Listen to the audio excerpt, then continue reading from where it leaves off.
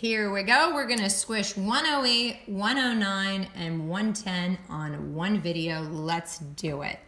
An engineer at a steel company has a responsibility of estimating the mean carbon content of a particular steel output using the random sample of 15 rods.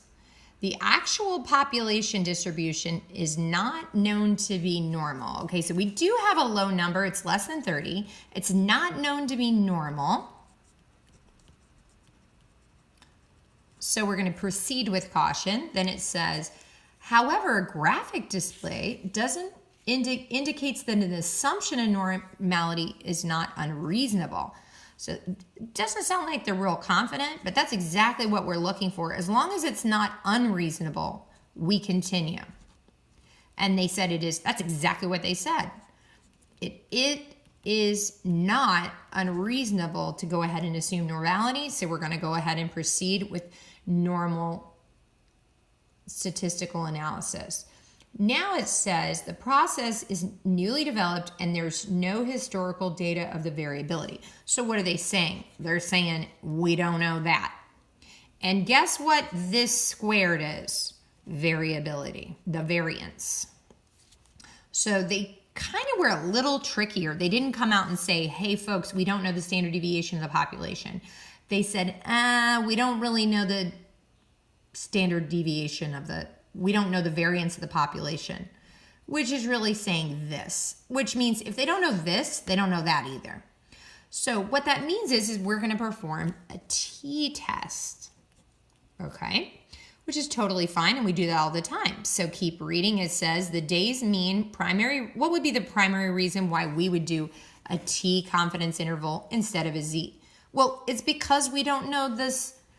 It's because we don't know the population variance, but we can use the sample variance, also known, we could take the square root of the sample variance, and that's the statistic. We can use the sample in order to estimate the population variance, and that's why the answer is B.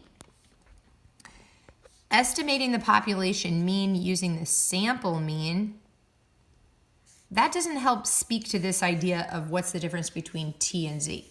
Using the data rather than theory to judge, no. That doesn't make sense. Using the data from a specific day only, we don't have to do that. Has a small sample and a Z confidence interval should never be used with this is not what we're saying here. We know we use T when we don't know the standard deviation, okay, of the population. And they kind of sneakily said this, so we're sticking with B. Let's look at 109. Each of 100 lab rats had the availability of plain water or mixed water. The caffeine, or mixture of water and caffeine in the cage. After 24 hours, the two were measured and recorded, and the amount of caffeine we're going to call X, so that's caffeine. And then we're going to call this blood pressure. The correlation was, so that's my R, 0.428. So you know this is something of positive because notice R is positive. So it probably doesn't shock you that the more caffeine you drink, the higher your blood pressure is, whether you're a human being or a rat. Now moving along, which of the following conclusions can be justified? At this point, you don't know much, but you do know R squared. So if you square this number, 0.428 times 0.428 is 0.18. And this is actually something in words. So what R squared means is about 18% of the variability of blood pressure can be explained by the least squared regression line between blood pressure and caffeine. That comes right out of our script. So C has to be the right answer because that's exactly what we know. Now, I would agree the correlation is not very high, but that doesn't mean it's not linear. That's silly.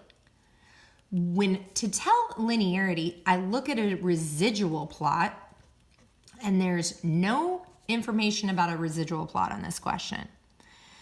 This is talking more about what they like and don't like, which we can't get out of this. The correlation between the population, that seems a bit off. The rat stops drinking it. Well, we don't know what happens if he stops drinking it. We only know when we collected data, when he drinks it, what happens to the blood pressure.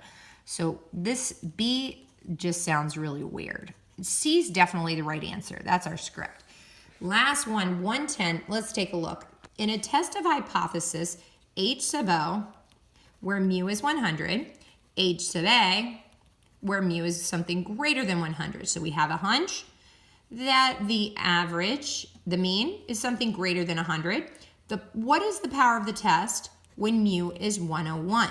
Well, all this is just kind of distracting you because they're trying to figure out what would be the greatest power of the test for these.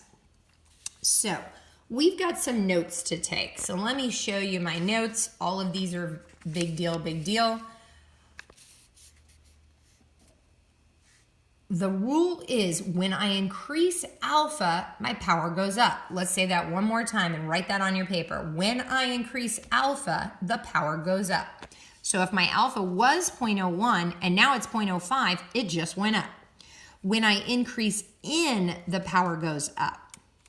So make sure you write those on your paper for me, please. And let's take a look here. So when N goes up, the power goes up. So I'm definitely liking these two. And when alpha goes up, the power goes up. So here is alpha. So what do you know? My answer is C. Why is it correct? Because when I increase alpha, power goes up. When I increase N, the power goes up. Thanks for joining us.